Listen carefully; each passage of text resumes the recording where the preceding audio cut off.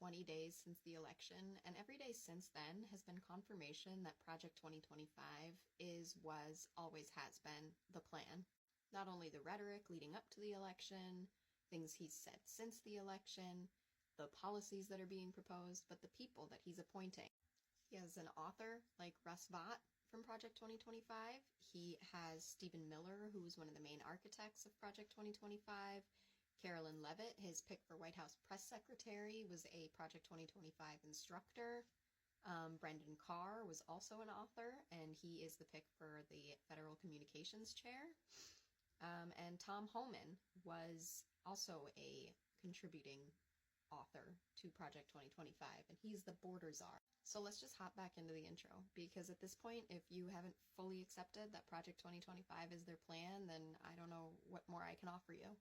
But I can keep reading it and let everybody know what's coming. We are on Promise 3. Defend our nation's sovereignty, borders, and bounty against global threats. The United States belongs to we the people. All government authority derives from the consent of the people, and our nation's success derives from the character of its people. The American people's right to rule ourselves is the obverse of our duty. We cannot outsource to others our obligation to ensure the conditions that allow our families, local communities, churches and synagogues, and neighborhoods to thrive. The buck stops with each of us, so each of us must have the freedom to pursue the good for ourselves and those entrusted to our care. The word choice is intentional here. Churches and synagogues. That's all they mean. Those are the two that get religious freedom. To most Americans, this is common sense, but in Washington, D.C. and other centers of leftist power, like the media and the academy, this statement of basic civics is branded hate speech. Republicans pretty much control all those institutions, by the way. Like mass media, the government, and academia is pretty much all ran by Republicans. Progressive elites speak in lofty terms of openness, progress, expertise, cooperation, and globalization. But too often these terms are just rhetorical Trojan horses concealing their true intention, stripping we the people of our constitutional authority over our country's future. America's corporate and political elites do not believe in the ideals to which our nation is dedicated: self-governance, the rule of law, and ordered liberty. They certainly do not trust the American people, and they disdain the Constitution's restrictions on their ambitions. Instead, they believe in a kind of 21st century Wilsonian order in which the enlightened, highly educated managerial elite runs things rather than the humble, patriotic working families who make up the majority of what the elites contemptuously call flyover country. Trump's entire cabinet is staffed by managerial elite billionaires. So what the hell are they talking about? Like, these are the net worths of some of the people that Trump has nominated. Elon Musk, net worth $315.7 billion. Vivek Ramaswamy, Doge, net worth $960 million. Linda McMahon, $3.2 billion. Howard Lutnick, $2 billion. He's just appointing rich, elite, highly educated people. There's nobody in his cabinet that represents the everyday, normal American. This Wilsonian hubris has spread like a cancer through many of America's largest corporations, its public institutions, and its popular culture. Those who run our so-called American corporations have bent to the will of the woke agenda and care more for their foreign investors and organizations than their American workers and customers. Today, nearly every top-tier U.S. university president or Wall Street hedge fund manager has more in common with a socialist European head of state than with the parents at a high school football game in Waco, Texas. Wild, considering who Trump is nominating to his cabinet. Trump taps hedge fund manager Scott Bessent to lead Treasury. Many elites' entire identity, it seems, is wrapped up in their sense of superiority over those people. But under our Constitution, they are the mere equals of the workers who shower after work instead of before. Like the president of the Heritage Foundation knows anything about hard work. Kevin Roberts, the author of this drivel that he calls an intro, has been in academia for decades. Literally, he went from going to school, going to college, getting his PhD, to working in colleges and universities, and then he became the president of the Heritage Foundation. That man hasn't worked a hard day in his entire life. This is as it should and must be. Intellectual sophistication, advanced degrees, financial success, and all other markers of elite status have no bearing on a person's knowledge of the one thing most necessary for governance: what it means to live well. Literally every author of this book is a highly educated extremely wealthy elite. That knowledge is available to each of us, no matter how humble our backgrounds or how unpretentious our attainments. It is open to us to read in the book of human nature, to which we are all offered the key just by merit of our shared humanity. One of the greatest premises of American political life is that everyone who can read in that book must have a voice in deciding the course and fate of our republic. Progressive policymakers and pundits in America either fail to understand this premise or intentionally reject it.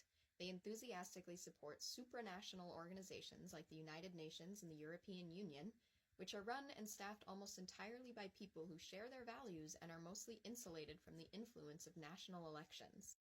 That's why they are eager for America to sign international treaties on everything from pharmaceutical patents to climate change to the rights of the child, and why those treaties invariably endorse policies that could never pass through the U.S. Congress. They don't want children to have rights, by the way. I've been saying it for years at this point. Republicans want child brides and free child labor. That's what they want. Like the progressive Woodrow Wilson a century ago, the woke left today seeks a world bound by global treaties they write, in which they exercise dictatorial powers over all nations without being subject to democratic accountability, as opposed to the bills and legislation the Heritage Foundation wants to write and the dictatorial powers Trump wants without accountability. That's why today's progressive left so cavalierly supports open borders, despite the lawless humanitarian crisis their policy created along America's southern border. They seek to purge the very concept of the nation-state from the American ethos, no matter how much crime increases or resources drop for schools and hospitals, or wages decrease for the working class. Open borders activism is a classic example of what the German theologian Dietrich Bonhoeffer called cheap grace, publicly promoting one's own virtue without risking any personal inconvenience. Indeed, the only direct impact of open borders on pro-open borders elites is that the constant flow of illegal immigration suppresses the wages of their housekeepers, landscapers, and busboys. You would know, right, Kevin? Cheap grace aptly describes the left's love affair with environmental extremism. Those who suffer most from the policies environmentalism would have us enact are the aged, poor, and vulnerable. Those are going to be who suffer the most under climate change, not environmental policies. It is not a political cause, but a pseudo-religion meant to baptize liberals' ruthless pursuit of absolute power in the holy water of environmental virtue. At its very heart, environmental extremism is decidedly anti-human. Stewardship and conservation are supplanted by population control and economic regression. Environmental ideologues would ban the fuels that run almost all of the world's cars, planes, factories, farms, and electric grids.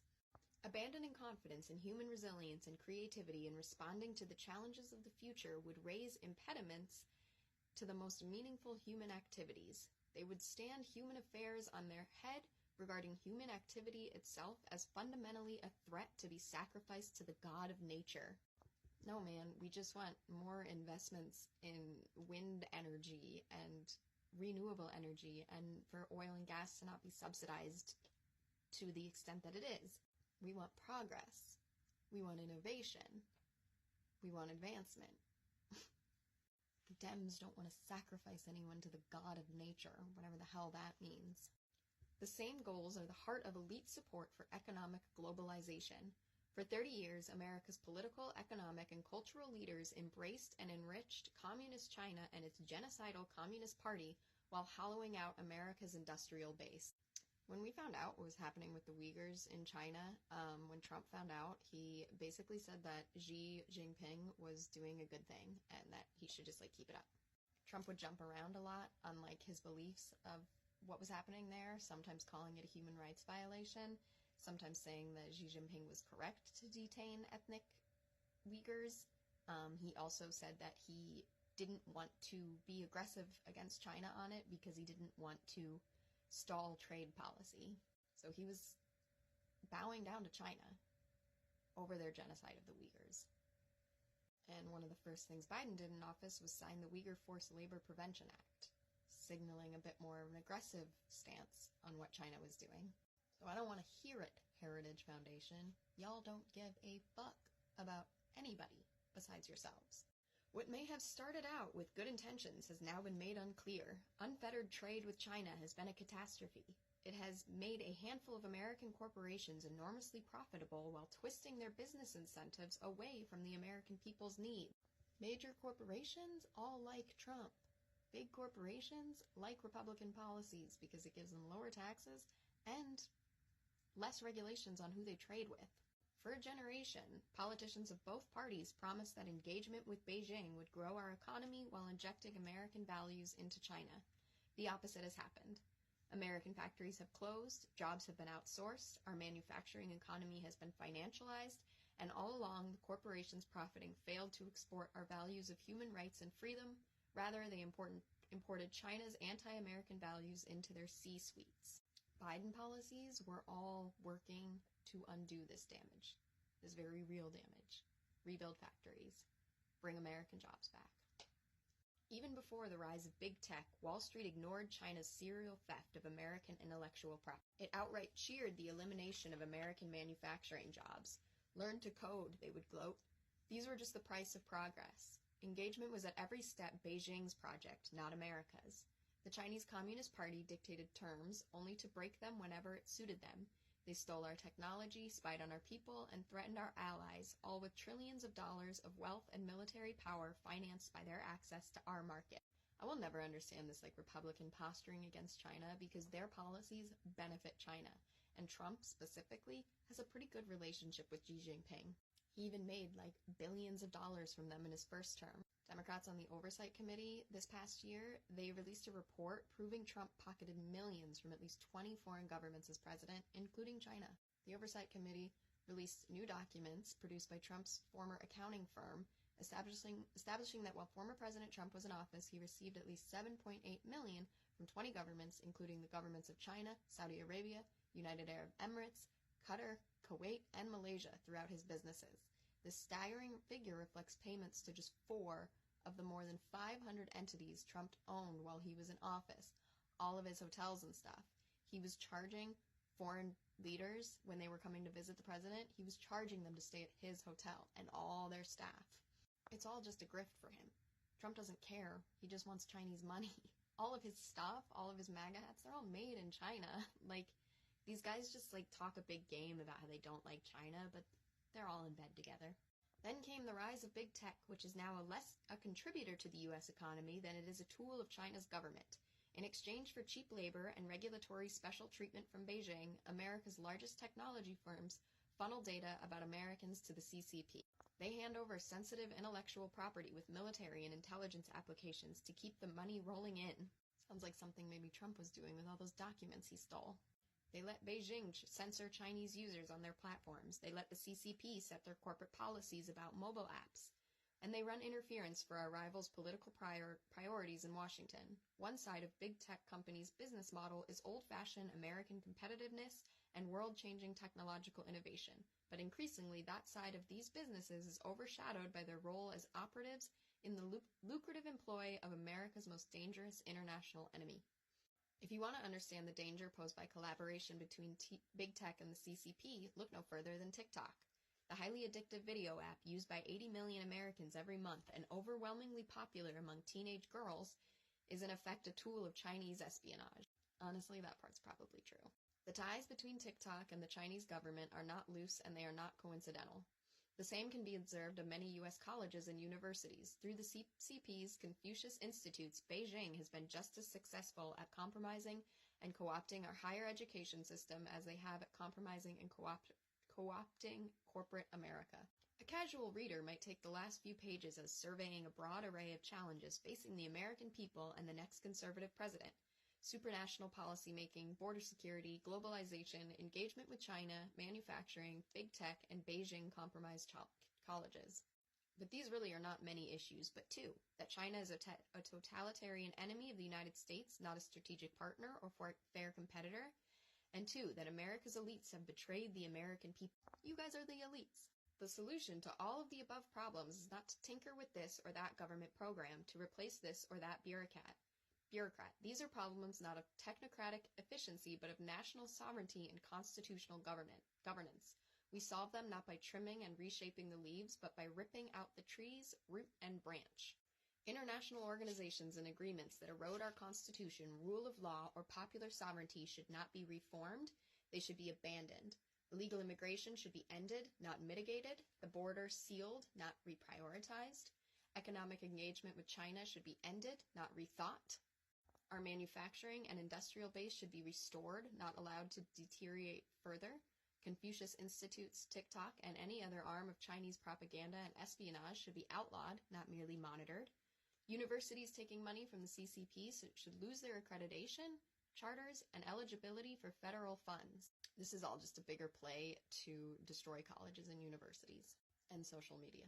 The next conservative president should go beyond merely defending America's energy interests, but go on offense, asserting them around the world. America's vast reserves of oil and natural gas are not an environmental problem, they are the lifeblood of economic growth. American dominance of the global energy market would be a good thing for the world and, more importantly, for we the people. It's not just about jobs, even though unleashing domestic energy production would create millions of them. It's not just about higher wages for workers who didn't go to college, though they would receive the raises they have missed out on for 2 generations. Doubt that very much, considering most Republicans don't even believe there should be a minimum wage, that they believe the market should set the value. Full-spectrum strategic energy dominance would facilitate the reinvigoration of America's entire industrial and manufacturing sector as we disentangle our economy from China. Globally, it would rebalance power away from dangerous regimes in Russia and the Middle East. They want to give Ukraine to Russia, so that doesn't make any sense. It would build powerful alliances with fast-growing nations in Africa and provide us the leverage to counter Chinese ambitions in South America and the Pacific. Locally, it would drive billions of dollars of private investment to the communities that have been hammered by globalization since the 1990s. And it would clarify our intentions to Beijing that the next president can ensure that a large part of America's reindustrialization is in the production of the equipment we will need to dissuade future foreign meddling with U.S. vital interests. Just like Trump said on the campaign trail, stop the woke, drill baby drill, and mass deportations and seal that border. Again, Project 2025, that's going to be our new constitution.